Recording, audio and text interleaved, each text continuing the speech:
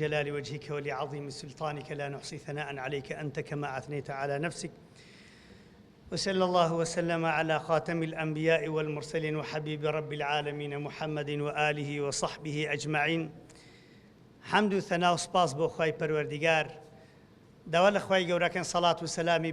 بێژماری بڕێژی بۆ سەرجانی پاچی پێغەمبەری پێشەوامان محەممەد المستەفا صلی الله عليه وسلم. بەڕێزان، کردنەوەی ئەو خولانە و دیتنی ئەو پەپولە جوانانە جێگەی خۆشحاڵیە لەبەر چەند شتێک. یەکەمین ئەوڕۆ لە هەموو لایەن وەک ئەو دڕندانەی کە لە دارستان نێچیرێک دەبینن هەمویان بێکەوە هێرشی دەبەنە سەر و دەیخۆن. ئەوڕۆ ئیسلام و مسلمانان بوونەتە نێچیرێکی زۆر چەور و خۆش لە بۆ خواردنیان، نەوتیان دەبەن، ماڵیان دەبەن، بە دوای ناموس و شەرەفیانەوەن، ڕوحیان دەبەن، دەیان کوژن،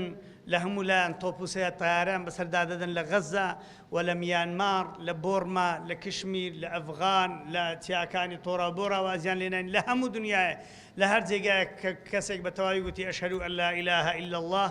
و ئەشهەدو ئەنە محەممەدە ڕەسوول الله، ئیدی بەدوایەوەن هەتاوەکو ئەو دینەی لێبستینن.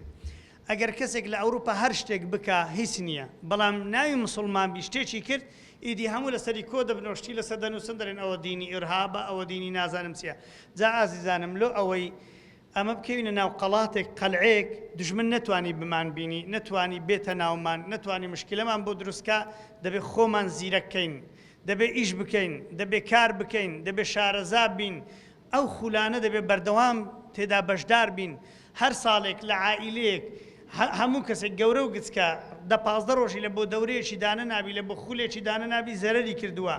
لەبەرەوەی بابەجان شوبهاتی زۆر لە دەورەی مەهەیە. یەک دەڵێ ئیسلام تەواو نییە، یەک دەڵێ ئیسلام غەدری لە ئافرەتی کرد، یەک دەڵێ ئیسلام غەدری لە پیاوی کرد، یەک دەڵێ ئیسلام غەدری لە عەمەلی کرد، یەک دەڵێ ئیسلامش حەقی هەمووانیدا، کەسیت کە حەقیان نەداوە هیچیشیان پێ نییە. ئەوڕۆ لە لای هەولێرێ لە بولایی ڕانێ دەچوون، بە تەکسی دەڕۆیشتم، عائیلەش تێدا بوو، لە سوید هاتبوونەوە. لێم پرسین ئێوە بۆچی نابنە حیجاب؟ گوتم ئێوە مسلمانن؟ گوتم بەڵێ ئێمە مسلمانین. یعنی ئیمانتان بە خوای گەورە و پێغەمبەری هێز وڵاسم؟ گوتیان بەڵێ بەڵێ، تۆزێک بە ساردی. گوتم ئەدی بۆ حیجاب نەگوت؟ وەڵای ئەمە ڕقمان زۆر لە حیجابیە. گوتم لۆ ڕقتان لە حیجابیە؟ گوتیان ئاخر وەڵای گەرمایە و بێتاقەتە بین. گوتم ئەنگۆ باوەڕتان بە خوای گەورە هەیە؟ گوتیان بەڵێ. گوتم ئەدی نابی بەگوێشی بکەن؟ ئەخر باوەڕ پێ هەبوون بەبێ بەگوێکردن لۆ چییە؟ ئەگەر ئیمانت بەخوایە بی نوێژە نەکەی؟ گوتم ئەنگۆ نوێژە دەکەن؟ گوتیان ناوەڵڵا. گوتم ئەنگۆ ڕۆژیان دەگرن؟ گوتیان ناوەڵڵا. ئەنگۆ زەکات دەدەین؟ گوتیان ناوەڵڵا. گوتم ئەنگۆ ئەدەستنە حەجە؟ گوتیان ناوەڵڵا ناچینە حەجش. ئەدی ئیسلامەتێکین گۆ چییە؟ ئەدی گوتم نابی خوای گەورە ئەنگۆی خەڵق کردینە بەگوێشی بکەن، پێغەمبەر هاتیە لە بۆ مەسەڵڵاسم لەوەی نەچنە جەهەنەمێ، خۆ دنیا نابیتە بەهەشت، ئێوە نامرن. گوتیان بەرێ وەڵڵا. جا گوتم ئەگەر بمرن ئەدی پرسیارتان لێ ناکرێت لەبارەی خوا و دینی ئیسلام و پێغەمبەر محەممەد صلی الله علیه وسلم، لەبارەی ئەو حیجابە، لەبارەی ئەو قورئانە، لەبارەی ئەو دینە؟ سبحان الله، هیچیان پێ نییە هیچ. گوتیان وەڵڵاهی جا چ بکەین؟ ئەمە هەر لە گچکەی لێ ڕانەهاتینە. هەموو وەڵامیوان ئەوە بوو، لە گچکەی لێ ڕانەهاتینە، کەواتە دایک و باوک یەکەم مەسئولن لە لای خۆی کە ئەو منداڵانە لە گچکەی لێ ڕاناینن. دەفەرمێ ئێستا منداڵانە بینە بازلکەچی کوردەواری قەدیم لەبەر بکەن، بۆ لەبەری ناکەن؟ چونکە لە گچکەی لێ ڕانەهاتینە. بەڵام ئەگەر لە عایلێکی گەورە بی جلکەچی کوردیان لەبەر کردبی، گەورەش بێ حەزی لە جلکی کوردی، حەزی ناستە جلکەچی دیکە. لێ لێ ڕاهاتن و فێربوون زۆر ئەساسە خوشکانی بەڕێزم. خوای گەورە فەرمی ئەو کەسەی دەزانی و ئەو کەسەی نازانی وەکو یەک نییە. لە چێ فێرە زانین دەبین؟ لەو خولانە. دوایە پێغەمبەر دەفەرمێ صلی الله علیه وسلم باشترین کەس لەنگۆ ئەو کەسێ قورئانی بخوێنی فێری خەڵکی بکە. لە چێ دەبینە باشترین کەس؟ ئەگە نەینە دەورەی، ئەگە قورئانی فێر نەبین، ئەگە قورئانی نەزانین. ئەوجا پێغەمبەر فەرمێ صلی الله علیه وسلم ئینسان وەختی مرد پێی دەڵێن قورئانی بخوێنەوە بەرز بۆ لە تەبەقەکانی بەهەشتێ، بەهەشت 100 دەرەجەیە، 100 پلەیە، هەر پلەیەکی بەهەشتە لە یەکی دیکە خۆشترە. ئیقرأ وەرتەقی، بێبڵێن قورئانی بخوێنەوە بەرز بوو. ئەگەر چ قورئانی نەزانی چ بەرز دەبی و بابەجان؟ بەس قول هو الله سوورەتی فاتحە بخوێنی، خەڵکی تازە بوویتە مسلمان، 6 مانگە بوویتە مسلمان، قورئانی لەبەر کردی. ئەتو عمرت 16 ساڵە هێشتا فێرە قورئان نەبووی، عمرت 40 ساڵە هێشتا نازا فاتحەت غەڵەتە. خوای گەورە فەرمی الذين آتيناهم الكتاب يتلونه حق تلاوته أولئك يؤمنون به، لە ئاەتی 121 سوورەتی البەقەرە. خوای گەورە فەرمی ئەوانەی قورئانن لۆ ناردینە بە جوانترین شێوە دەخوێنەوە، ئەوانە تەواو قورئانی باوەڕیان بە قورئانی پیرۆز هەیە. کەواتە چۆن ئەو دەورە و خولانەوە لێ بکەین لە بۆ مامۆستایانی بەڕێز ئەو خوشکە بەڕێزانەی لێرەن چۆن وا بکەین ئیستیثماریان بکەین. ئیستیثمار یعنی چی؟ خۆ یعنی پارە پێ پەیداکردن نا، یعنی ئیستیفادەیان لێ بکەین. یەکەمین شت دەبێ یەکتری هاندەین هەموو لامان ئەوانەی کاتینە هەریەکی ساڵشت کە دوسێ کەسیت کە لەگەر خۆبینی، ئەو خوشکم با دە کەسی لەگەر خۆبینی، ئەوە با دوان لەگەر خۆبینی، ئەوەی پێنجی لەگەر خۆبینی. ئێستا چەندن بابنە 6 هەندا بابنە 10 هەندا ساڵش کە هەریەشی دەی لەگەر خۆبینی. یعنی هاندان زۆر ئەساسە و دیعایە و ڕکلام لۆکردن. بۆچی؟ بۆی ئەو خەڵکە دڵی تەسلیمی خوای بابجان چۆن جێ لە برای خۆتان ڕاگرن. ئەگەر دڵی ئینسانی تەسلیمی خوای گەورە نەبی ئەخلاقشی تەسلیمی خوای نابی، ئەخلاقشی جوان نابی. ئەگەر ئەو دڵە تەسلیمی خوای گەورە نەبی عیبادەتەکانش بە جوانی ناکرێن. لۆ هەندێکتان نوێژی سبەینی ناکەن هێشتا. لۆ لە 16 مسلمان نوێژی سبەینەکەن. دەزانین لە 100 مسلمانی 16 مسلمان نوێژی سبەینەکەن ئێستا ژمار دیتیان. لۆ نوێژی سبەینی ناکەن. لۆ نوێژی بەیانیان بڕۆ مزگەوتێ هەمووی ئەگەر زۆر بە تەقەتەق و شەقەشەق نی و ڕێزی خەڵکی لێبی. باشە لە چێنەوە خەڵکە خۆ مسلمان لۆ نایەنێ نوێژی سبەینی دڵیان نەخۆشە. ئەو ئافرەتانەی خۆدا ناپۆش دڵی خوام خۆش دێ پێغەمبەرم خۆش دێ سڵسەن کوات سەفیەکەت بۆ شان و ملت هەموو لەناو کراسی دیارە لۆزنشی تەسک لەبەر دەکەی ئەو کابۆ چێ لەبەر کردی لە چێتینە دڵی نەخۆشە دەرێم دڵم پاکە نانها بالعکس ئەتوو دڵت نەخۆشە ئەگە دڵت پاک بی ئەگە دڵت لەگەر خوای بی ئەو دڵی لە ڕۆژی قیامەتێ بەس دڵی پاک دەخۆ إلا من أتى الله بقلب سليم خوای گەورە فەرمێ إلا ئەوانەی بە دڵەشی خاوین سەلامەت دەچنەوە لای خوای گەورە کە دڵی سەلامەت ئەو دڵەیە خوا لێ ڕازی بی جەل جەلال خوای خۆشویستی بی بەجێ خوای کردبی بەجێ پێغەمبەری کردبی صلی الله علیه و سلم لەسەر ڕێی شەریعەت ڕۆیشتبی ئەوانە دڵی تەواون دڵی غەڵەت ئەو دڵانن کە ڕێی خوا پێغەمبەریان بزر کردیا بەدوو شەیطان و بەدوو نەفس و بەدوو هەوا و بەدوو برادری خراپ و بەدوو ڕکلام و بەدوو مۆدیلات و بەدوو فرانگۆتی جوانە فلانگۆتی وەڵە تەواو فرانگۆتی وەڵە ئیت و تەواو فلان حیزبە و حیزبی عەلمانی ئەوانە دڵی نەخۆشن با بە ئێوە بە دوای ئەوانە داکەوتون فەرموو ئەگەر حکومێکی ئیسلامی لە جێگایەکی شەو ڕۆژ باسی دینی خوا بکرێ بۆچی دەبنەوە حەجەبە لەبەرەوەی ئێوە بەجێ کەسانێکی دەکەن کە ڕێیان تەواوە دڵیشتان تەسلیمی خوای گەورە دەبی کەواتە ئەو خولانە لۆ تەسلیمبوونی دڵی ئینسانی بەخوای ئەو دڵانەمان تەسلیمی خوای گەورە بن زۆر گرنگە و وە لە بیریان نەکەن و بەشداری بکەن لە هەر جێگاک حەسکەی با خولەک هەبی چۆن خواردن بخۆین با خولەکتان هەبی چۆن ڕیاضە بکەین با خولەکتان هەبی چۆن قورئان لەبەرکەین با خولەکتان هەبی چۆن نوێژی بە جەماعەت بە جوانی لە ماڵی بکەین با خولەکتان هەبی چۆن سونەتەکانی پێغەمبەری لەناو منداڵمان زیندی بکەین صلی الله علیه وسلم و هەکەدا لە هەموو خولان بەشدار بکەین لە هەر خولەیەکی هەتا ماینە لەبیر ناکەن شتی باش و قازانج دەکەن دووەم تخوا ئەوەی دێتە ئەو خولانە بە بەنیەتێکی خاڵیس لە خوای گەورە بێ چ مامۆستا دەرسێ بڵێتەوە چ ئێوەش کە هاتوون لۆ خوای گەورە بێن نە لۆ هەدیۆکە و نە لۆ ماڵی دنیای و نە لۆ تەلەڤیزیۆن و ڕکلام و بێسەر تەلەڤیزیۆن و لۆ شتانە نا لۆ خوای گەورە وەرە خوا هەموو شتێکت بە قسمەتەکە وەختی خوا مەفەقێمان لەگەدا بوون دایان خوێن لە مزگەوتێ چ شەهادە و شتیشیان نەبوو ئاخیری هەتا ئەمە خوێندن خلاص کرد ئەوان پێشی مە خوێندنیان خلاص کرد یەک ڕۆژ لەسەر ڕەحلەی دانەنیشت بوون دکتۆراشیان تەواو کرد عجایب يعني يك امتحانيان داولوان بشش اعدادي حسابه يكسب سويتسونا كليه لكل بيسونا ماستر وسونا دكتوره لها ما نزيد كتير اما خب كش ليش ابتدائي هتا شش اعدادي ما خلاص كل بهزار كورس بو تقرا لو غندي لو مكتبني لو هي لو مكتب شباشنا انا شي ثاني خدمه تشكل بو خوي جوريان خويندبو حرب خويندني يك دو ساري حجري 12 سالي خويندني لكل بيوا لبر خوان خويندبو اويدي كان جوان جواب بگرن بابا جان کدین الدوره وشتي وهاني بعد دفتركتان بيبي قلمتان بيبي شتي بنوسنوا استهاتينو محاضره دبي ورقكتان بيبا ما مستشتشي مهم دله دينيسموا دسان خويندن علم وشتيا وشي راو كران انغو راو كرتان جلي بنا دسن راوي كوي دگرن حيواني شي ويان دگير شتي استفاده عندك الاخوان لو اشكوتان شتي جوانيان دديتوا راكر بديان مثلا كسك ماسي دگري باشا ماسي گير ببي قلابه ماسي بيد جيري ببي طور ببي همشتك ای بابا مزور شتی چاکتن لیره پیدالیم بس همین یو دقیقه بیر دکنو باشتریش توی بینوسن اگر نوسیشتن لبری کن هر شتکتن نوسی و لبرتن کر او علم نیه بس جراغری والله امام استوتاره چه خوش دا بیست داری و خلاص او علم نیه کواتا وهروها همو دوره چشتی دا لبر کن ما مستعد ایو درسیان پیدالین متنشان پیله برکن متنشی تجویدی بی متنی جزری بی متنشی نحوی بی صرفی بی بلاغی بی تفسیری بی هر چی متنشان پیله بر بکن لسورة أحزاب خواهي جورا باسي آفرت عندك آفرت يك لخزانة كان بيغمبر صلى الله عليه وسلم فرمي يا رسول الله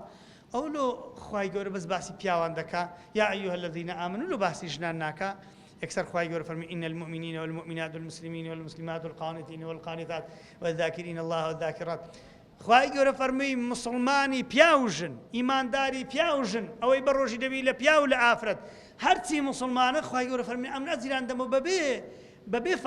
فەرق نیە لەکن خوای گەورە ژن و پیاوی دروست کردوون دژمنی یەک نین ژن و پیاو تەواوکەر یەک دین چ پیاوەک بەبێ ژن دەژی چ ژنێک بەبێ پیاو دەژی ئەگەر بژین ژیانیان نوقسانە خوا لە قورئانێ باسی ماڵی جاڵجاڵۆکەی دەکە فەرمووی ئینە ئەوهەنە البیوتی لەبەیت العنکەبوت چونکە ماڵی جاڵجاڵۆکەی نێرەی تێدانی بەس مێیە ماڵک بەس ئافرەتی تێدابی ضعیف دەبێ بۆیە ماڵەکەش ئافرەتی تێدا نەبێ پیس و پۆخر و نامڵتەزەم و بێسەروبەر دەبێ منداڵیان پەیدا نابێ ئەگەر سەد پیا و ماڵێکی پێک بینن بڵێن با هەمووانەوەشە قسمەشی داخلی خۆشی بکەنی بیڕازین خۆی نەبی منداڵیان پەیدا نابێ جا ماڵ منداڵی پەیدا نەبی یعنی کۆر دەبیتەوە کاول دەبی وێران دەبی کەواتە لە صحیحی بوخاری مامۆستای بوخاری ڕەحمەتی خوای لێبی بابا چی دانا ئەفەرمێ باب تعلیم الرجل أمته وأهله باسی بابەش دەکا هەر پیاوەک لەسەری واجبە ئەگە ئافرەتێک لە ماڵیان هەبی لە بۆ خزمەتکاری یان خێزانەکەی یان کچەکانی چۆن فێرە عیلمیان بکە یان عیظەة الإمام النساء سەرۆکی دەوڵەت دەبێت ڕۆژێکی دیاری بکە لە بۆ ئافرەتان قسەیان لە بۆ بکە تیان بگەینی وعظیان لە بۆ بدا کە پێغەمبەر صلی الله علیه وسلم ڕۆژی دووشەمانی دیار کرد بوو بەس لە بۆ ئافرەتان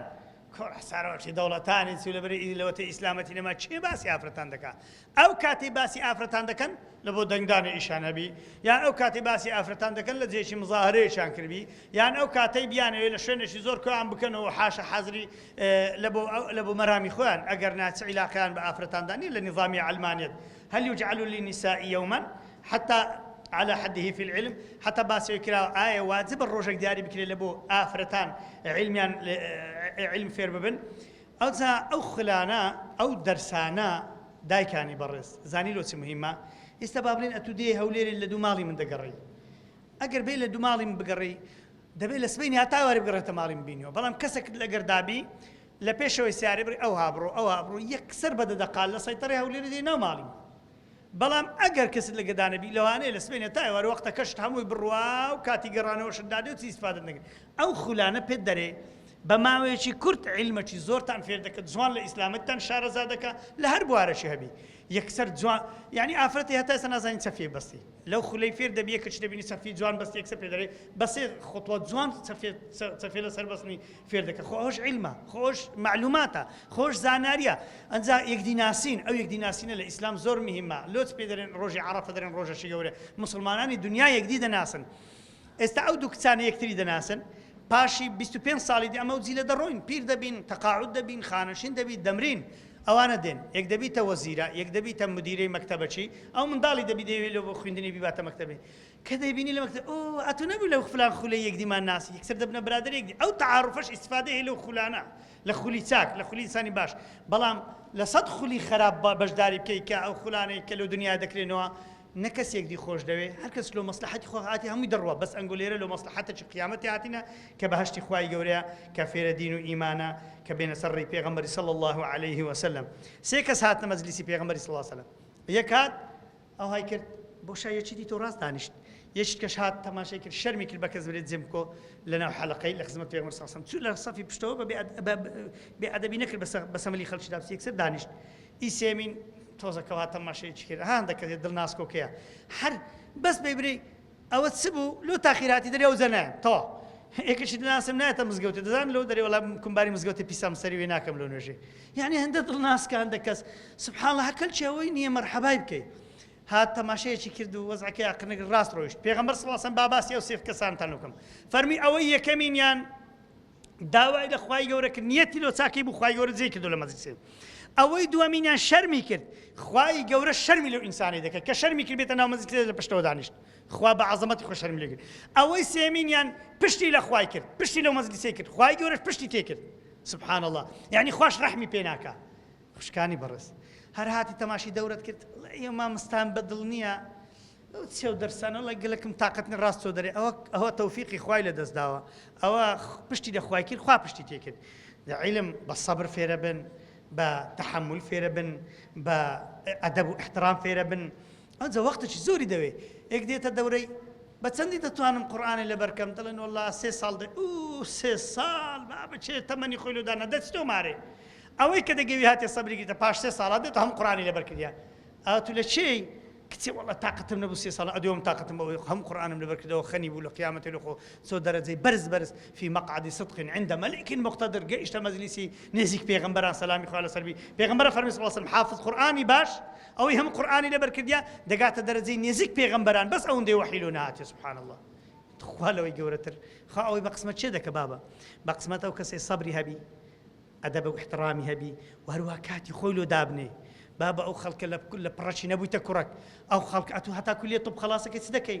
6 ساڵی ابتیدایی دەخوێنی 6 ساڵی ثانەوی دەخوێنی ئەو هەموو مامۆستایە 6 ساڵش لە کولیە طب دەخوێنی زار و ڕاست دەشمری هیچ استفادەی ناکە زار و ڕاست فەسڵیش دەبی زار و تەعینش نابی زار و یەک غەڵەتیش دەکەی یەکسەر صاحبی نەخۆشەکەی دێ گولەکی لێ دەدەی کوژی یعنی هیچ استفادەی نەکرد کەواتە بابە گیان هەموو شتێک لەو دنیا ماندی بوونی دەوێ ئەزیەتی دەوێ وەقولی اعملوا خوا ئەفەرمێ جەل جەلاله ئیش بکەن فسيرى الله عملكم خواهی گەورە عملتان دەبین دا خۆت دەکەن هیچ معاملێک لەگە خواهی گەورە زەرەر نییە دارەچی لەسەر بەردیدانی خواهی گەورە لۆت حیساب دەکا هاتێ مزگەوتێ دەست دەرگەی مزگەوتێت گرت بە پێی ڕاستی هاتێ ژۆرێ لە مارێ دەست نوێژ شوشت هاتی دانیش لە خزمەت مامۆستای لە مامۆستای خۆت فێرە ئەخلاق بووی شتێکی فێر بووی هیچ نەبی لە مەجلیسی ذیکر دانیشتی پێغەمبەر دەفەرمێ صلی الله عليه وسلم وما اجتمع قوم في بيت من بيوت الله يتلون كتاب الله ويتدارسونه بينهم إلا نزلت عليهم السكينة وغشتهم الرحمة وحفتهم الملائكة وذكرهم الله في من عنده دەزانن لە ماڵەکانی خوای گەورە هەردا بنیشن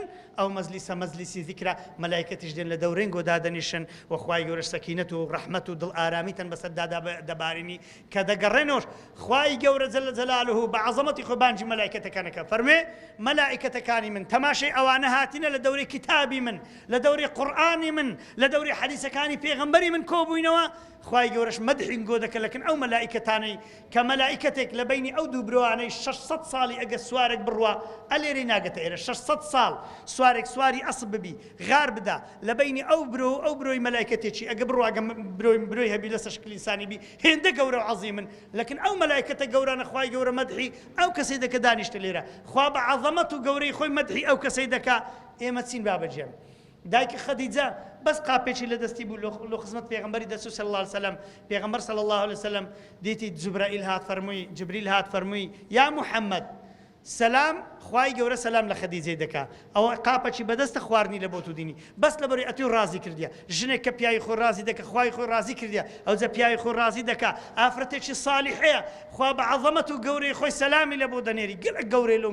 لۆنگۆی ئافرەتان ئەوانە گەورەی ئافرەتانن چاولەوانە بکەن پیاوی خۆتان ئەزیەت مەدەن برای خۆتان ئەزیەت مەدەن مامۆستای خۆتان ئەزیەت مەدەن ئەو شوێنەی لێنە نەرم بن لەسەر خۆ بن تەقلیدی کافران نەکەن لەسەر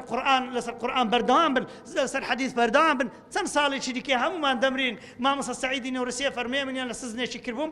دەلاقێکی کچکۆکەی تێدا بوو کونێکی کچکۆکەی تێدا بوو ئەو هەم تەماشا کرد خوارێ مەکتەبی کچان بوو ئەو هەموو کچە شۆخ و شەنگ و تازە پێ ڕاگەیشتیا لە مەرحەلەی متەوەستە و ئیعدادیە گوتی شەیتان بەمنی گوت ئەتوو بەتەنە لە سزنێ کەست لەکنیا هەم جارێ بێتاقەت بووی لە خۆت لەو پەنجەرەی تەماشای و ئافرەتان کە ئاو کچە جوانە و ئەو کچە هاتۆ ئەو کچە هات یەکسەر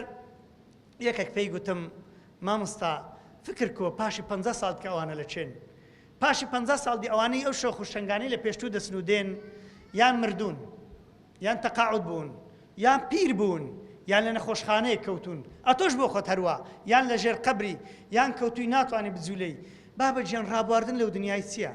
خۆشەکانی ئەو دنیای چین لە حەڤاتن هەمووی لەبیر دەستنەوە هەمووی دەڕۆن گۆتە گۆتی خەڵکی چێ لەبەر فلان ژنەی حیجابی ناکەم لەبەر قسەی فلان ژنەی حیجابی ناکەم لەبەر فلانی ئەوەی ناکەم لەبەرەوەی ناسمە ئەو خولەی لەبەرەوەی قورئانی ناخوێن لەبەرەوەی ئەوەی ناکەم ئەوانە بەلانێن تەنها وەرضوان من الله ئەکبەر خوا لە خۆ ڕازیکە هەموو کەس لێت ڕازی دەبی ئەگەر لە خوات لێ ڕازی نەبی هیچ کەسێک لێت ڕازی نابی ئەگەر لە خوای ترسای هەموو شتێک لە تو دەترسێ ئەگەر لە خوای نەترسایەت و لە هەموو شتێکی دەترسەی ئەوە قاعیدەیەکی عامی مسلمانانە کەواتە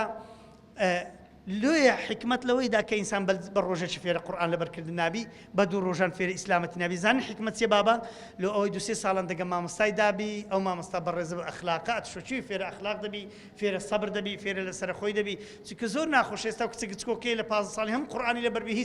هیچش لە ئادابی فێر نەبووی نەزانی گەورە و گچکاتی چییە، نەزانی بە پێی ڕاستی بێتە ناو مزگەوتێ بە پێی سەر دەرێ، نەزانی نان حازرکردن چۆنە، نەزانی بەدەستی ڕاستی نانی بخۆ بەدەستی چەپێشتی مەسەڵەن دوور لەوتە نعلەش لێ هەرگی لێدانێ لە جاتی بەدەستی ڕاستی ئەو ئادابانەی نەزانی بن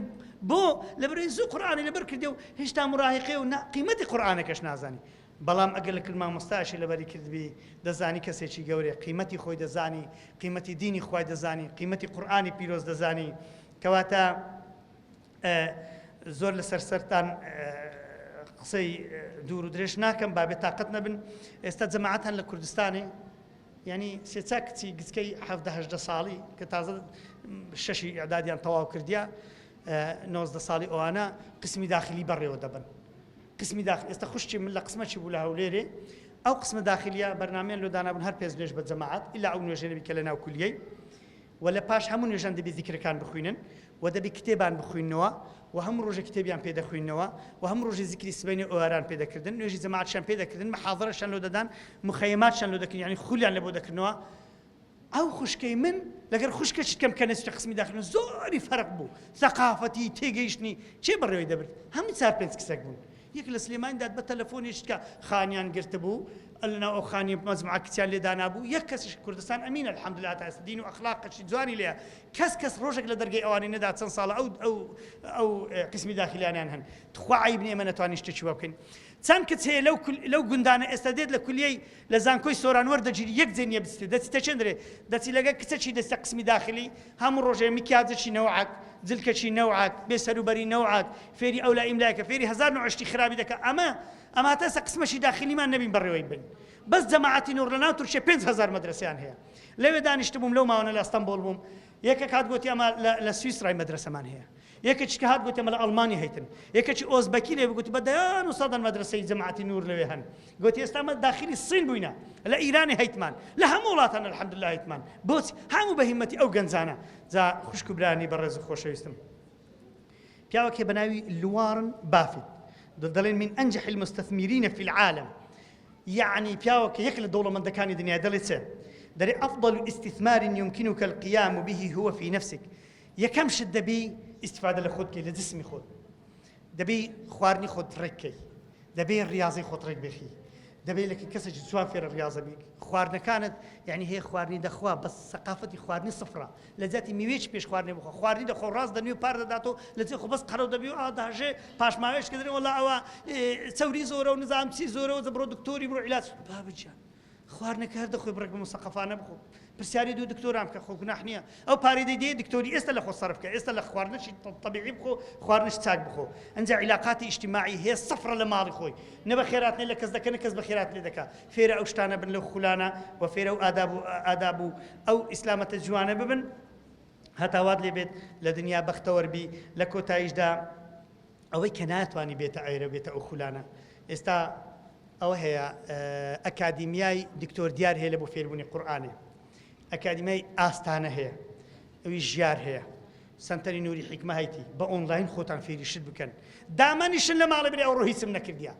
یابانیەکان دەڵێن ئەمە قەرداری 15 دقەینە، هەموو یابانیەک ڕۆژێ 15 دقەی هەیە تەطویری نەفسی خۆی ئیهتمام پێ بدا، شتێکی لە خۆ زیاد کە، ئەوڕۆ شتێکی زیاد کە، ئەوڕۆ ئایەتێکی زیاد لەبەر کە، ئەوڕۆ سونەتێکی زیاد فێر بە، ئەوڕۆ کتێبێکی زیاد بخوێن، هەموو ڕۆژێ شتێکی لە خۆ زیاد کە گەنا